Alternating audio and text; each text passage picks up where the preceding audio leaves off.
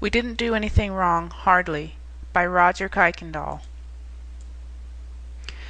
I mean, it isn't like we swiped anything.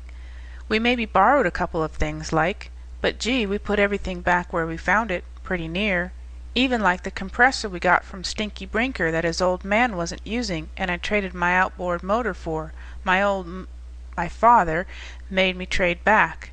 But it was like Skinny said. You know, Skinny Thompson. He's the one you guys keep calling the boy genius. But shucks, he's no...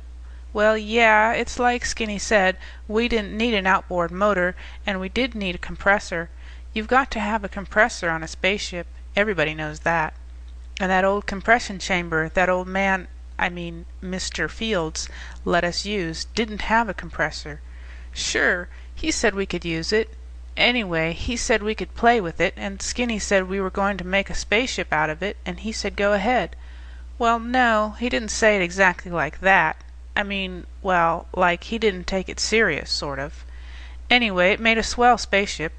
It had 4 portholes on it, and an airlock, and real bunks in it, and lots of room for all that stuff that Skinny put in there. But it didn't have a compressor, and that's why. What stuff?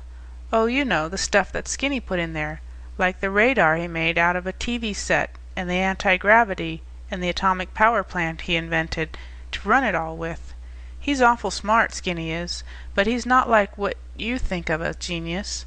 You know, he's not all the time using big words, and he doesn't look like a genius. We call him Skinny 'cause he used to be skinny. But he isn't now. He's maybe small for his age. Anyways, he's smaller than me, and I'm the same age as he is. Course, I'm big for my age, so that doesn't mean much, does it?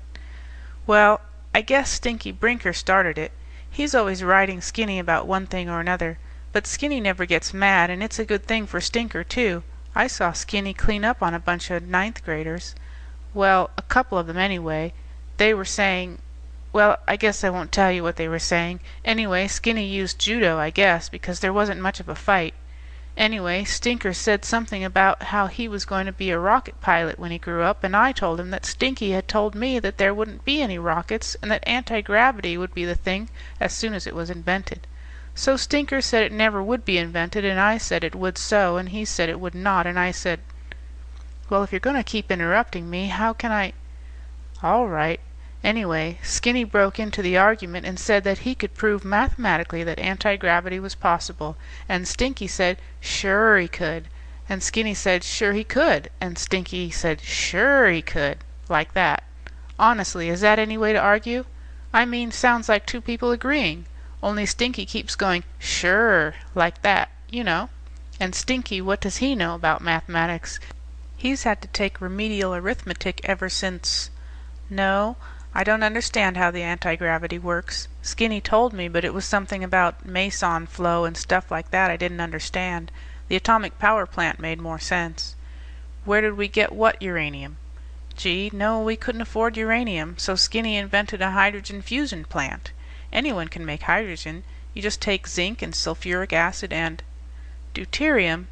You mean like heavy hydrogen? No, Skinny said it would probably work better, but like I said, we couldn't afford anything fancy. As it was, Skinny had to pay $5 or $6 for that special square tubing in the anti-gravity, and the plastic space helmets we had cost us 98 cents each, and it cost $1.50 for the special tube that Skinny needed to make the TV set into a radar.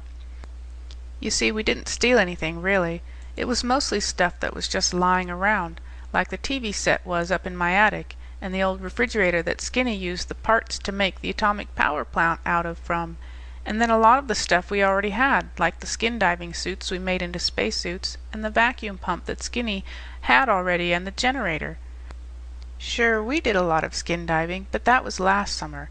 That's how we knew about old man Brinker's compressor that Stinky said was his, and I traded my outboard motor for and had to trade back. And that's how we knew about Mr. Fields' old compression chamber and all that like. The rocket? Well, it works on the same principle as the atomic power plant, only it doesn't work except in a vacuum. Hardly. Of course, you don't need much of a rocket when you have anti-gravity. Everyone knows that.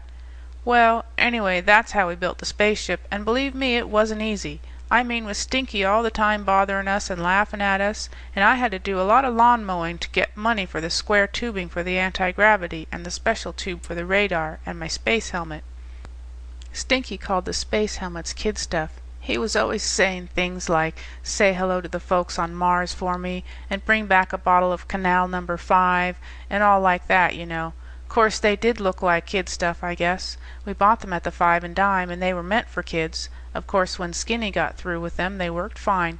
We tested them in the airlock of the compression chamber when we got the compressor in. They tested out pretty good for a half hour, then we tried them on in there.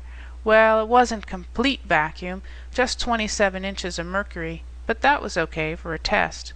So anyway, we got ready to take off. Skinny was there to watch, of course. He was saying things like, farewell, oh brave pioneers, and stuff like that. I mean, it was enough to make you sick.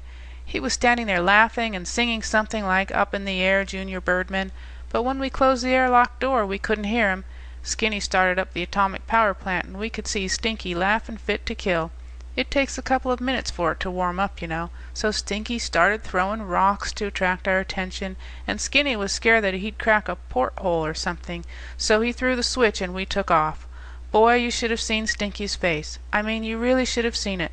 One minute he was laughing, you know, and the next minute he looked like a goldfish. I guess he always did look like a goldfish, but I mean even more like then, and he was getting smaller and smaller because we had taken off. We were gone pretty near 6 hours, and it's a good thing my mom made me take a lunch. Sure, I told her where we were going. Well, anyway, I told her we were maybe going to fly around the world in Skinny and my spaceship, or maybe go down to Carson's Pond, and she made me take a lunch and made me promise I wouldn't go swimming alone, and I sure didn't. But we did go around the world 3 or 4 times. I lost count. Anyway, that's when we saw the satellite, on radar. So Skinny pulled the spaceship over to it and we got out and looked at it. The spacesuits worked fine, too.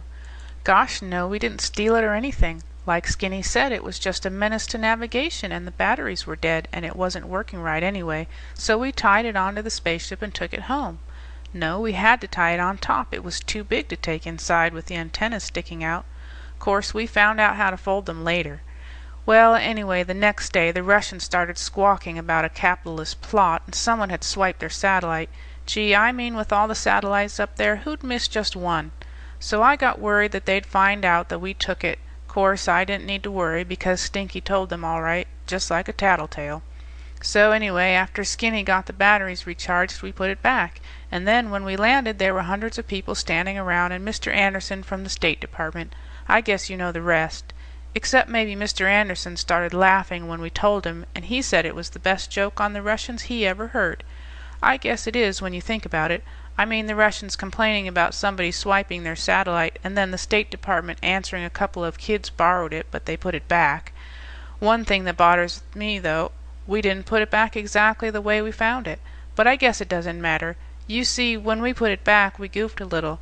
I mean, we put it back in the same orbit, more or less, but we got it going in the wrong direction. The end. End of We Didn't Do Anything Wrong, Hardly.